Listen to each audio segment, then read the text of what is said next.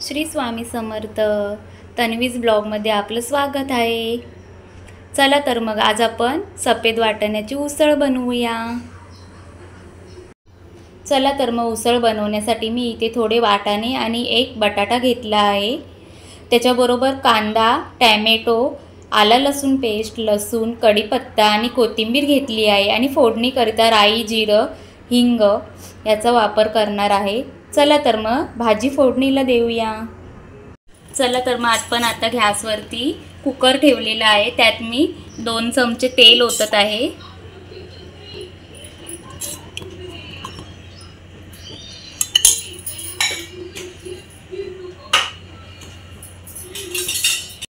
हे बघा, मी मोहरी, जिरं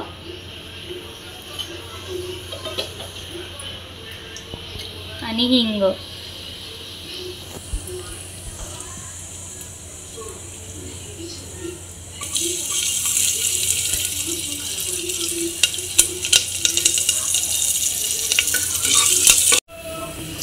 आता आपण ह्याच्यात कांदा, टोमॅटो टाकूया.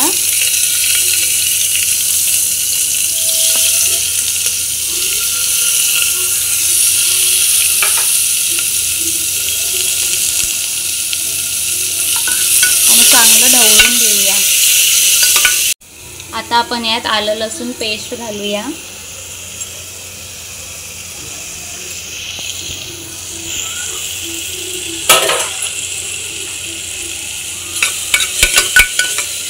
चांगलं ढवळून घेऊया. आता आपण मसाले टाकूया. हळद टाकली, काश्मीरी लाल तिखट, धने जिरे पावडर आणि घरगुती मालवणी मसाला 2 चमचे आणि चांगलं ढवळून घेऊया.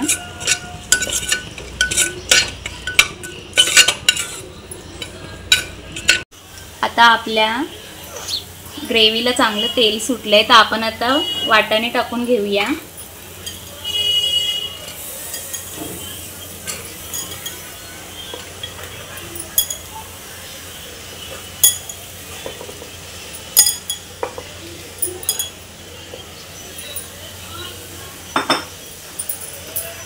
आणि ढवळून घेऊया.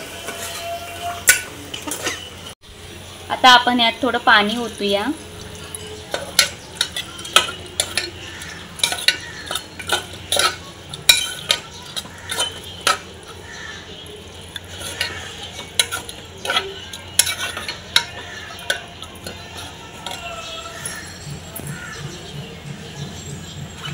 आता आपण यात कांद्या खोबऱ्याचं वाटप घालूया. हे माझं सुकं वाटलेलं वाटप आहे, यात पाणी घातलेलं नाही आहे.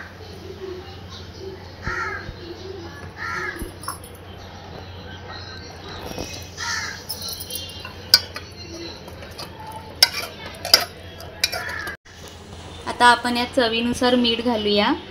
वाटणामध्ये माझं थोडं मीठ आहे म्हणून मी थोडंच मीठ टाकत आहे.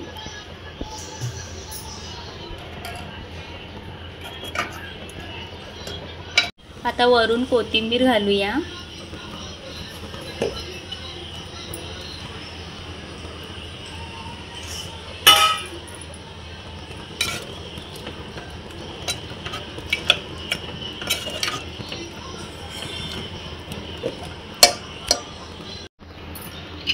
तर झाकण लावूया आणि मंद आचेवरती 2 शिट्या करून घेऊया.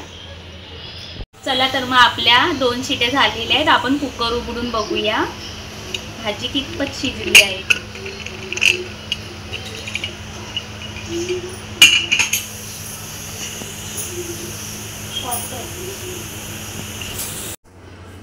चला तर मग आपली सफेद वाटाण्याची उसळ तयार आहे.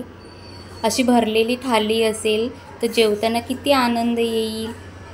वाटाण्याच्या उसळीबरोबर चवळीची आमटी, भाकरी, भात, शेंगदाण्याची चटणी आणि कुरडई.